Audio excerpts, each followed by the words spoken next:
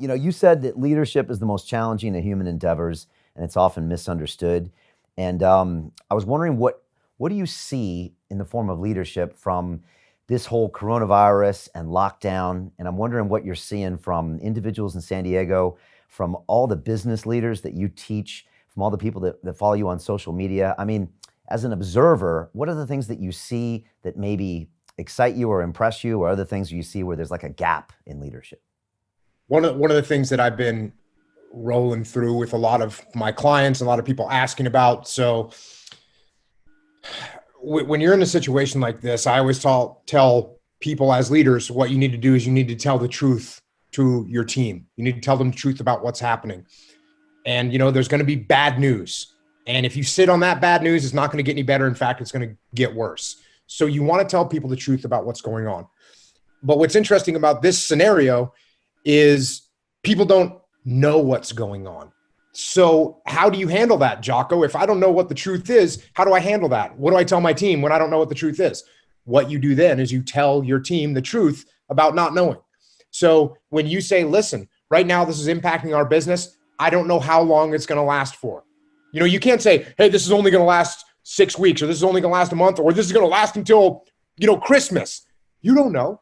And I promise you, the minute you put your stake in the ground and you make a claim about something, Murphy's Law says it's going to go completely the other direction. So what you do is you say, hey, team, I don't really know how long this is going to last. It looks like it could be anywhere between 4 weeks and 4 months. And so this is what we're going to prepare for. We're going to be ready in the short term to do this. In the long term, if it extends, we're going to be ready over here. We're going to develop some contingency plans, and this is how we're going to move forward. And so by telling your team the truth about what's happening, and by telling the team the truth about what you don't know, your team actually increases their trust for you. And it's a good way to stay unified as a team, because you all have the same understanding of where you're going and how you're going to get there.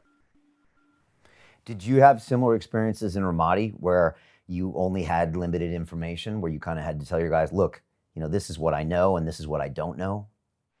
Oh, absolutely. Every operation that you go on is limited information. The idea that you see in the movies of someone giving you the blueprint of the building and where the bad guys are and where their team is, the enemy is going to be set up, that doesn't exist. You're going in there with very limited knowledge. I mean, you get varying levels of knowledge, but there's no way that you as a leader can say, hey, you know what? I know everything. I know what's going to happen. And here's the way it's going to unfold. It doesn't work that way. So you have to just admit what you know and explain what you don't know, and explain your planning around handling those contingencies. Yeah, it was interesting when this first started going down. I have a company that I mean, the average age is much younger than me. It's probably 20 years younger than me, which means I'm old and they're young. And my first reaction, Jocko, was to say, look, I've been through some crises. Like, I was in New York City in 9/11. I've seen the 2008 crash, and I've gotten through those things, and I've realized that sure, things looked really bad and looked crazy, but we always found a way through. And for some of these, kids in their 20s, maybe this is the biggest and craziest thing they've ever been through. And I was trying to kind of assure them with that statement, but I don't know if I always did the best job by saying just that. And I'm just wondering, what are some of the things that you advise leaders to do? Because I know you speak to companies across the spectrum. Is it saying something like that? Is it being honest? Is it trying to instill some confidence in people? Yeah. The other thing is, I mean, that's good. And it's the same thing with any project that you're working on. Like, there's going to be a long-term goal, and you can say, hey, look, and you want to show people light at the end of the tunnel. Listen, this virus is going to eventually run its course regardless. And it's going to taper off. That's what will happen. That's what nature will cause, but we don't know when that's going to be.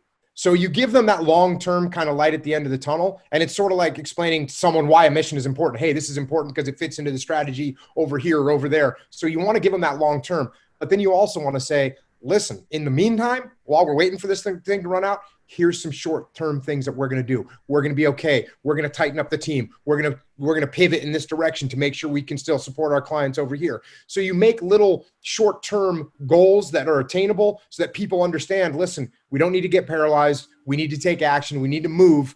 We need to move forward, and we can do it with little chunks, little movements at a time, which is how people continue to function by taking action.